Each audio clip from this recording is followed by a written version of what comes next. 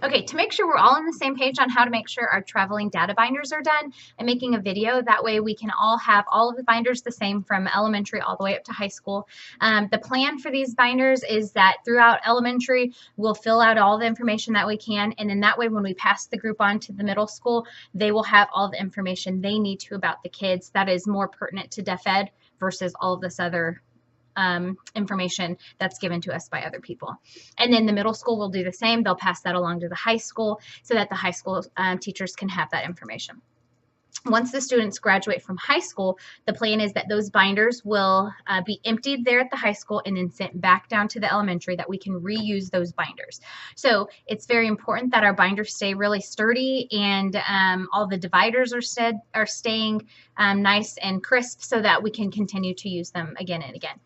So I ask that we don't write on any of the dividers so that way we can use them again and we don't continue to waste money when we can just keep recycling each of the binders. Okay, so here's an example of the data binder. So this is an empty one. So right here, when you get your student, you would write their name.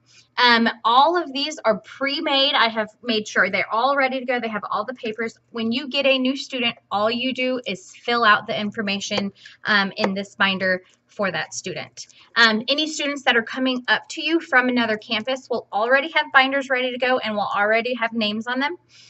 But these are ready to go so that in the middle of the year when we get a new kid, we don't have to take that time to print out all this stuff, make sure we have everything in here to get that started for that student. That way, as soon as they come, we can get started and we can already start inputting what we can on these kids.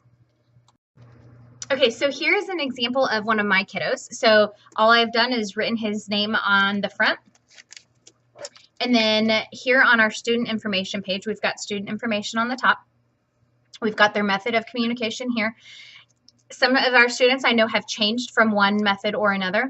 If it does, cross it out and write, the next method that they have, and it's no big deal. We've got parent information. I have 4 slots in case we have some additional guardians that help out with the kids. We've got our Brazos River information here, just kind of trying to figure out when they started with us. That way, that can help us know how long they've been through our program, when they were identified. And then our next box is for their implantation, amplification, all of that. So each ear is separated. For those that are not applicable for each of these boxes, just put a line through it. That's no big deal. You can see on my dates here, I kind of have the about. The parent wasn't exactly sure, but she knew it was around that year. So I went ahead and put that because I felt that that was at least important for us to know. I've also put a notes part over here because I felt that was important as well. So here I've put, that he was born without a cochlea. So that's why he doesn't have anything on this ear. I think another thing that you could possibly put here is information about whether they wear their hearing aids at home or don't wear them, or they lose them often. Just anything that is relating to this that you feel is important for the next group of teachers to know, make sure you just write that on there. Here we have their school history. So I already have the years blocked off, and then you would put their home district here. If it changes, make sure you mark that on there that it's changed. Brazos River, if they've left us and then have gone to another RDSPD, mark that on there. I will later talk about what to do if a student leaves, but then we also will put our case manager here. At the bottom, we have our health concerns. If there's anything here, make sure you mark that. I've got a student who's got a full-time nurse. That's something that I would put there and put why. Somebody who's constantly getting sick or something like that, I would also just mark anything here that you feel is necessary for that next group of teachers. And then I also have additional information here. This can go from anything under the sun that you feel is necessary for the next group of teachers to know. An example that I've put on this student is that his Gigi is his contact person. That's important for you to know, so you know that mom is not the person to contact, although that mom might be involved, but that person might be who you need to talk to. I've also put another example on here of this student, his media release information, because this is very specific with how this family would like to do things. So I thought that was more important than just the yes, no, check marks that we get on some of the papers that we have. This can be anything that you feel is important for that next teacher to know. So fill out whatever you feel is necessary. So our first tab is attendance, and over here you can see that I already have some pre-made instructions on how to find that attendance. I know on Skyward you can go and you can see every single day, but then you have to do lots of counting. So this way gives you the totals without you having to count. I've got some pictures to help, some text to help, and I also have a video. So whichever option works best for you, there you go. Over here, what we're looking for is tardies, early pickup days, excused absences, unexcused absences, and then the total of absences. We've noticed that some students who are always late, some students who are always picked up early, that might be something when you're scheduling things that you might want to consider. So we felt it was important to put on here. So our next tab is report cards. And again, you can see that I've put some instructions on here of how to find report cards. I've got some pictures again, some text. I also have another video. And then once you print these report cards, you'll just put them in here. The earliest throughout the school years are on bottom, and we're just stacking them on top. So our next tab is math. So we've got a chart over here. This is all based off of Ames Web. Down here, I've got a key to tell me what each of these categories are. So these are all based off of what Ames Web gives us. So all you have to do is fill in the numbers, and that's all. So our next tab is reading. So over here, we will write which test we used. At the elementary level, we've changed tests a couple of times, so I felt it was important to know which test I was using for this information. And I know also at the middle school and the high school, y'all might be using different assessments there as well. So you'll write whatever test that you are using, the level that that assessment gives you, and then the grade level equivalency that comes along with that. We also have a page for sight words. I understand at the upper grades that this might not be as pertinent, but it is very important for us in elementary. I feel it might be important for any kids that are up in the upper grades, but might be lower academic level, and this might be important to you. Or also just for you to see that they have all these sight words down, or hey, we're still struggling with some of these things, so that might be helpful when it comes to reading. So on this particular student, I have written which test I had given, or which list I had given, how many words they knew, and about what grade level that puts them at. And I have also put on the next year, this student, I stopped testing him on this because he's already capped out at the words that I had. So there was no data to put on there. So this particular student wouldn't need any more assessment on this sight word list, but other kids might have to go a lot further through this. So our next tab is vocabulary. Over here, this is for our picture vocabulary assessments. I've got receptive and expressive, and then I have in English and in ASL. So I have put my year-month. So whenever you get your information there, just know that it's just year-month. I've also got a student down here that I put did not test on because at the beginning of the year in this test, they've capped out at the test, so there was no point of me testing again. So you are welcome to put information like that on these charts as well. So our next tab is writing. So here, all we're going to do is put writing samples in. We'll have a writing sample from the beginning of the year and a writing sample from the end of the year. And we just need to make sure that we have a date and a grade level that they have on this particular writing sample, so that way it's very easy to compare each year, or as well as from beginning of the year to end of the year. So our next tab is language. So right here I don't have anything yet because I haven't gotten my printouts from the people we've sent our language samples off to yet. But what we'll do is when they give us that language sample back, then I will print that off and I will just put it right in here. The plan is to be just like the writing, where we have a beginning of the year sample and an end of the year sample. And we'll put both of them in here. We'll mark the date as well as the grade level, just like we did with the writing. And then we'll just leave them here and continue to stack them. So our next tab is testing. And here we'll mark what score they got on the test. We'll mark any growth measure that we have on them, and then whether they passed the test or not. You can see up here I don't have any growth measure, and that was because my student had taken different types of tests, so there wasn't an ability to measure growth throughout those tests. So if it's blank because you've had different tests, then that's fine. And then just whenever you get that growth measure, you would just put that there. So our next tab is a social skills tab. And here we've got the Minnesota Compensatory Skills Checklist. So here it's just a simple checklist that you'll go through and mark whether the student has that skill or not. It's also separated by different categories, and then within each category they have different grade levels. So you've got grades K through 2, grades 3 through 5. So all you would have to do is look at the grades that you are focusing on. But know that there are different categories. So once you fill out one page, don't be thinking that you're completely done, because the next category will have something for your grade level as well. So our next tab is another social skills tab.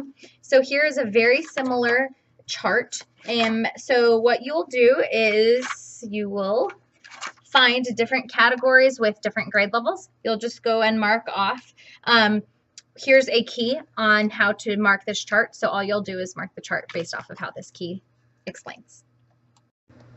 So we have one more social skills tab. So here, it's another very simple. You've got not present, used no words, used 1 to 3 words, uses complex language. All you'll do is check it off based off of which skills they have. So our next tab is the audiogram. So here we will just have all of our students' audiograms. We'll just continue to put the new one on top each year, or however often they get a new one. That way we can be able to see back if there's any changes within the student's hearing that is important for us to see. And so we've got all of those here in one place. So when you get a new one, just put it right here on top. So our next tab is behavior. So on this page, it's just a blank page for you to write anything that you feel is necessary for the group of teachers that is receiving your student. Anything that you have tried, whether it was successful or not. It doesn't have to be paragraph form, doesn't have to even be complete sentences. Just put some bullet points of things that you've noticed, things that you have tried that have worked, things that you've tried and have not worked, anything that sets these kids off.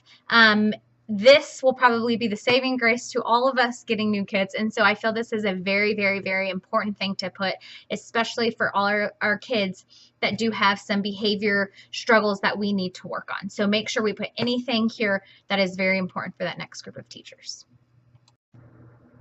The next tab we have down here is completed checklists. Right now mine is empty because, let me flip to the blank checklist and explain to you why, and then we'll flip back. So here are blank checklists. So I've already got the top filled out, but at the end of every single year, this is something that has to be done. When you have completed it, you will put it behind this tab that says completed checklists. I have not done this particular students yet, so I will go and do that, and then I'll put it back there. But basically all this does is goes through each divider to say that you have completed all of that information. So what I have here is also put your name. And I know in some of the upper grade levels that you have maybe a math teacher and a reading teacher and things like that. If that's the case, then both of you need to put your name on here and initial next to the ones that apply to you. And then decide on like the audio or whatever, those things that could be both of y'all's, who would take care of that information. But basically, it's every single divider on here, and then the student profile and information like that. So once you've completed that task, all you do is put your initials and then move on to the next task. Make sure this is completed at the end of each year, and then put back in this divider. And the plan is that we'll keep them in these folders so that if there's ever, sometimes some papers get ripped out, you know, and moving and transferring stuff. And so if that's ever missing, then we can say, hey, we know that they did it. Let me call Ashton to get that information from them, because they might remember what that information was. So it's really important so that we know who filled the paper out. That way we can always look back if we need to find out who would be the person to go to if we had a question. And then I also have a notes area down here.